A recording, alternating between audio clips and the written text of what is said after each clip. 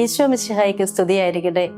സ്നേഹം നിറഞ്ഞ സഹോദരങ്ങളെ, ഇന്ന് നാം വചനവിചിന്തനം നടത്തുന്നത് വിശുദ്ധ യോഹന്നാന്റെ സുവിശേഷം 8-ാം അധ്യായം 1 മുതൽ 11 വരെയുള്ള വാക്യങ്ങളാണല്ലോ. പാപിനിയായ സ്ത്രീയെ യേശുവിന്റെ അടുത്ത് കൊണ്ടുവരുന്നതാണ് വചനഭാഗം. തന്റെ അടുത്ത് നിൽക്കുന്ന പാപിനിയായ സ്ത്രീയെ മാനുഷിക നിയമപ്രകാരം യേശു ശിക്ഷിക്കുമെന്നാണ് ജനം വിചാരിച്ചത്. എന്നാൽ യേശു അവരെ ശിക്ഷിച്ചില്ല എന്ന് മാത്രമല്ല, അവരോട് കരുണ കാണിക്കുകയും ചെയ്തു. നിങ്ങളിൽ പാവമില്ലാത്തവർ ഇവരെ കല്ലെറിയട്ടെ എന്ന് യേശു പറഞ്ഞു. യേശുവിന്റെ സാന്നിധ്യം ഓരോരുത്തർക്കും സ്വയം തിരിച്ചറിവിന്റെ വേദിയാവുന്നു.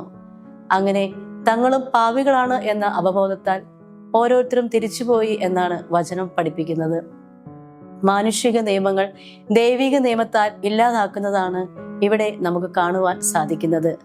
ഇവിടെ നാം ഓരോരുത്തരും ശ്രദ്ധിക്കേണ്ട കാര്യമെന്നത്, യേശു ബാഹ്യമായ ആചാരങ്ങളിലോ അനുഷ്ഠാനങ്ങളിലോ അല്ല ശ്രദ്ധ ചെലുത്തുന്നത്, മറിച്ച് ഹൃദയങ്ങളെയാണ് അവിടുന്ന് പരിശോധിക്കുന്നത്.